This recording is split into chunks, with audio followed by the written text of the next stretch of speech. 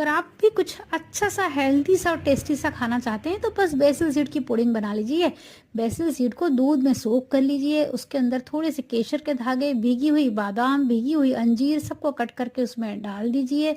उसको अच्छे से मिक्स करने के बाद फ्रिज में उसे 2-3 घंटे के लिए रख दीजिए। 2 घंटे बाद जब उसको देखेंगे ना तो ये देखिए इस तरह से क्रीमी सा टेक्सचर आ जाएगा। उसके अंदर थोड़ा सा हनी ऐड कीजिए, सबको अच्छे से मिक्स कर लीजिए और मनचाहे ड्राई फ्रूट से उससे गार्निश कर लीजिए।